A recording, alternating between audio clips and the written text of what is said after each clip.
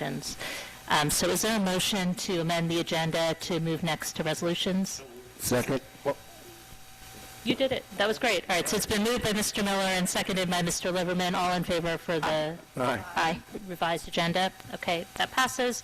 So now we'll move to the first set of resolutions, which have to do with our deer management for... Okay. Your mic's not on. Oh. Mayor, I'll move all the next three resolutions, 16-311 through 16-313, which combined effectuate our 2016 to 2017 deer management program. I'll second that. Okay, so it's been moved by Ms. Howard, seconded by Mr. Miller. Any questions or comments? All in favor? Aye. Any opposed? I do just want to thank the Animal Committee for putting this together. And Trishka did. And yes, yeoman's work. Trishka, Thank you, Trishka. It was only a couple minutes' work, so thank you for that. All right, and now we come to Resolution 16-314, which is the resolution adopting the 2017 leaf, branch, and log collection schedule. So it's moved by Ms. Howard.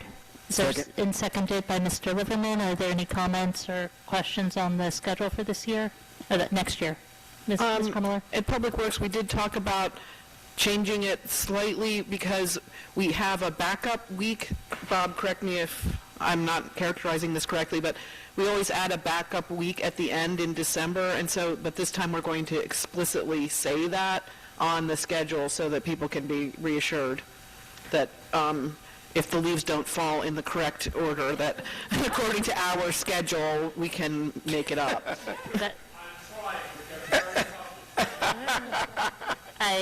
I think that's a good idea. The other question I had was that it seemed like last year we were getting the robocalls reminding us to put the leaves out, and I know people feel differently about the robocalls. I've gotten positive response from them, and people like having a reminder, and my understanding is that this year it stopped and that maybe there's going to be a reminder for the final pickup, but I would encourage robocalls in advance of each of the pickup periods. I think that's a good idea, too. I didn't realize they had been...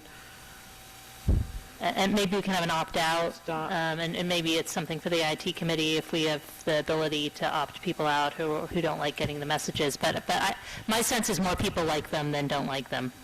What would the timing be on the robocall? I mean, because if people have a landscape service or they're hiring somebody, it can't be 24 or 48 hours. It's usually the week before the week, and you have to get them out the week before the pickup.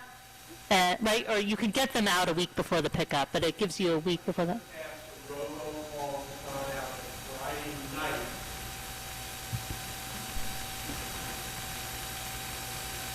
They've gone out the Friday night before the Monday. Yeah.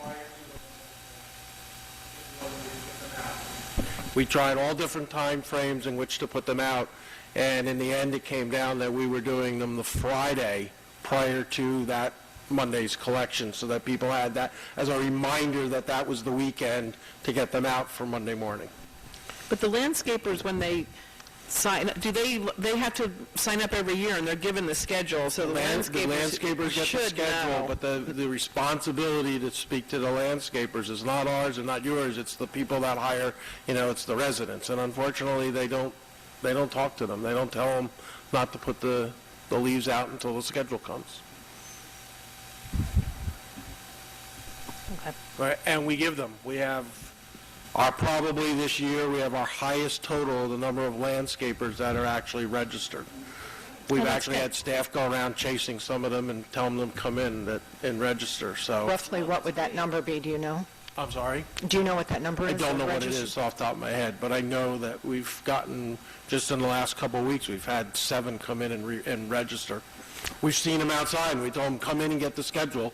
You're not supposed to be putting the leaves out. And their answer is, well, Mrs. Jones tells me to put the leaves out. This is what I'm here. Well, at a minimum, the robocall should go to them. Yeah. Okay. But we'll start up the robocalls. We had last year had talked about doing them only in the last cycle, but we can get them back going and put them back out. Okay.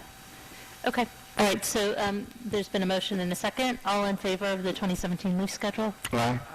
Any opposed? Okay, passes unanimously. Thank you, and thank you to the Public Works Committee for helping work that through. Next is 16-315, resolution establishing registration fee and fee schedule for the Princeton Organic Waste Recycling Program for 2017. Is there a motion to approve? So moved. Moved by Ms. Miller and seconded by Ms. Howard, and this keeps the fees the same fee structure has been in the past. Any other questions or discussion? All in favor? Aye. Any opposed? Okay, passes unanimously. Resolution 16-316 has been pulled from this agenda, and we'll probably see that on November 28th as well. What, which, that's... That was the Homeowners Association. Oh, okay. There were just some further negotiation on the agreement. Okay, next is 16-317, a resolution authorizing a professional services to T&M Associates for landfill corrective measures services for the River Road landfill for the Princeton Sewer Operating Committee for an amount not to exceed $42,260. Is there a motion to approve? Second. It's moved by Mr. Miller and seconded by Ms. Butler. Any questions on this resolution or discussion? All in favor? Aye.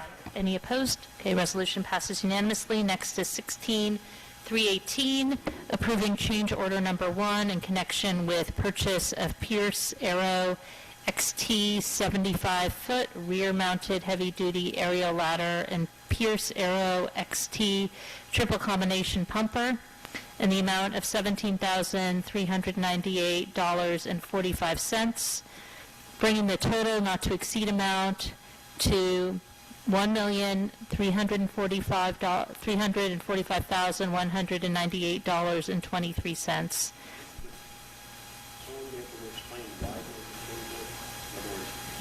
I'm just repeating the question about why there was a change order. On the Pierce ladder truck, the original price was $781,000. It was increased by $7,609, and that was for a diesel, switching from a diesel generator to a hydraulic generator, and that was just for maintenance reasons, lower maintenance costs, and also for environmental reasons, and also to include side cameras, backup cameras for safety as they're backing up out of the facility. The Pierce pumper, the original price was $546,000.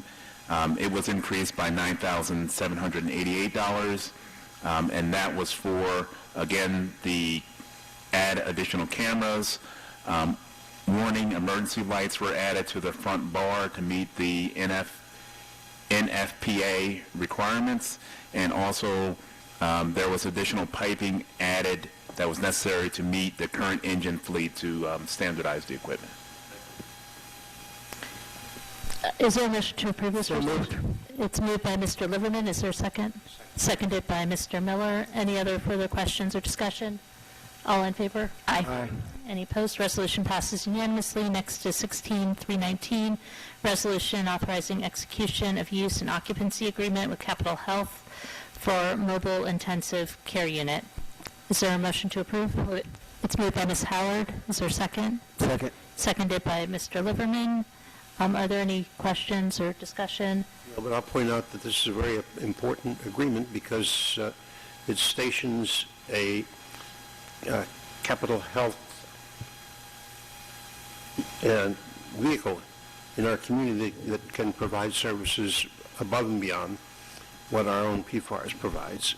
So I think that's right. It's important to clarify that this is complementary to what PFARS does. This is advanced life support, which especially things like cardiac services, and we're currently served by Capital, but what it's doing is it's giving them a base on this side of Route 1 so they'll be able to faster response times.